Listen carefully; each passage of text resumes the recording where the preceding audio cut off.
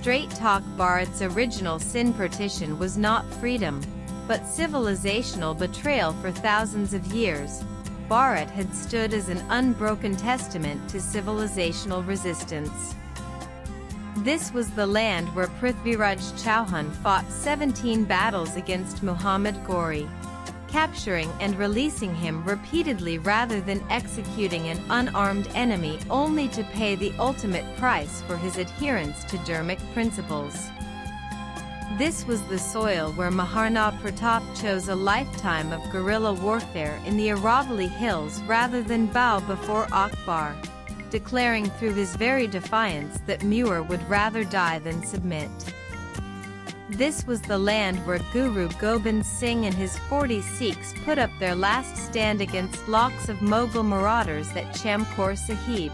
It was also here that Chhatrapati Shivaji carved out Hindu Swarajya from the heart of Mughal-dominated Deccan, showing that indigenous dharmic rule was not just possible but essential. These warriors understood what their descendants forgot in 1947, that Bharat was not merely a piece of real estate to be divided among competing claims, but a sacred geography consecrated by the blood of countless martyrs who chose death over dishonor. The heroes of Bharat's past would have been bewildered by the events of 1947. For centuries, they had held a simple truth: the motherland was indivisible, not because of political convenience but because of spiritual principle. When Rani Padmini chose Jauhar over surrender at Chittorgarh, when 50,000 defenders died at Somnath rather than abandon their sacred duty, when Bhagat Singh walked to the gallows declaring Inquilab Zindabad, they were asserting a fundamental belief that some things are worth more than life itself, and the unity of Bharat was foremost among them. The cruel irony of partition is that it was agreed to by a generation that had produced some of India's greatest sons. Gandhi, who had inspired millions around the world with his principle of ahimsa and satyagraha, ultimately acquiesced to a solution that guaranteed unprecedented violence. Nehru, the architect of modern India, accepted the vivisection of the very nation he claimed to love. The Congress leadership, which had spent decades demanding Purna Swaraj, settled for a truncated independence that mocked their own ideals. These leaders forgot the lessons written in blood across Indian history. They forgot that Bharat's civilizational strength lay not in accommodation with those who sought to divide her, but in the unwavering resolve of those who understood that some compromises are tantamount to suicide. When Subuktajan's forces faced Jayapala's confederation, the Hindu king sent this message: you have heard and know the nobleness of Indians, they fear not death or destruction. In affairs of honor and renown we would place ourselves upon the fire like roast meat, and upon the dagger like the sun rays.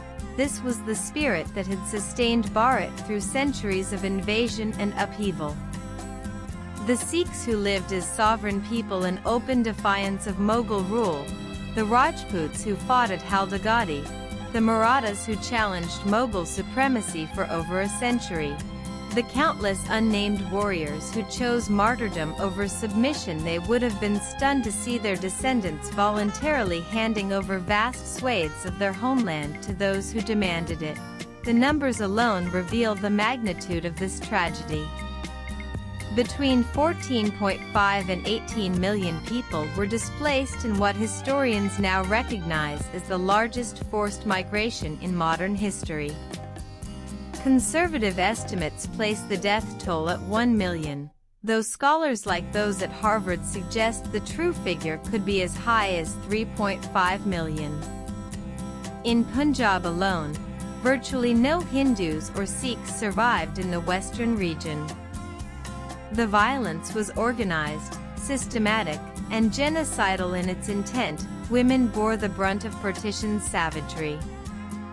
Thousands were raped, with many facing mutilation or death. Pregnant women were disemboweled, infants killed by smashing their heads against walls, and entire train cars became mobile. Slaughterhouses. This was butchery on an industrial scale. The economic devastation was equally catastrophic.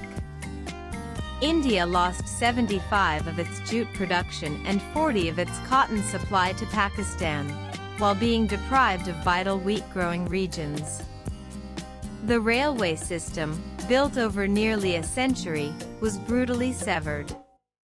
By 1951, India's railway network had shrunk from 65,217 kilometers to just 53,168 kilometers. The refugee rehabilitation costs alone consumed over ₹1 million daily, resources that could have been devoted to development. Lord Mountbatten's role in this disaster cannot be understated. Tasked with transferring power by June 1948, he inexplicably moved the date forward to August 1947, giving himself just 5 weeks to divide 400 million people. He brought in Sir Cyril Radcliffe, a lawyer who had never set foot in India, to draw borders that would determine the fate of millions. Radcliffe himself later admitted he had no knowledge of Indian geography, culture, or demographics, and yet his lines condemned millions to death and displacement. Britain, exhausted by World War II and facing potential civil war in India, chose to cut and run rather than manage an orderly transition. The British demobilized troops who might have maintained order while leaving behind armed ex-soldiers who became the core of the communal militias that perpetrated the worst violence. They created the conditions for catastrophe and then fled, leaving Indians to deal with the consequences by declaring August 14th as Partition Horrors Remembrance Day. Prime Minister Modi has forced the nation to confront a truth that post-independence India had preferred to ignore. What could have been a heroic culmination of a freedom struggle, by August 1947 became a civilizational failure that contradicted everything Bharat had stood for across centuries of resistance. The remembrance serves a crucial purpose beyond honoring the dead and displaced. It reminds us that the forces that made partition possible, the willingness to sacrifice principles for political gains, the acceptance of foreign-imposed solutions to indigenous problems, the abandonment of civilizational wisdom in favor of modern political convenience remain active today. Modi's decision acknowledges what Bhagat Singh, Chandrasekhar Azad, and countless other martyrs would have immediately understood, that partition represented the first time in Bharat's long history when its own children agreed to dismember their mother. For a civilization that had produced the concept of Vasudhaiva Kutumbakam, the world as one family, the acceptance of permanent division based on religious identity was not just political failure but spiritual bankruptcy.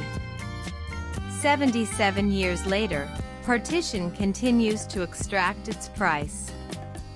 Every border skirmish, every communal riot, every missed opportunity for regional cooperation can trace its roots back to August 1947. The billions spent on defense, the resources devoted to maintaining hostile borders, the human potential wasted in cycles of suspicion and conflict, all are glowing tributes to partition's destructive and bloody legacy. But the deepest wound is not economic or political, but civilizational. Partition represented the moment when Bharat abandoned the Dharmic principle that had sustained her through millennia of trials. The ancient understanding that the motherland was sacred and indivisible, that some principles were worth more than political convenience.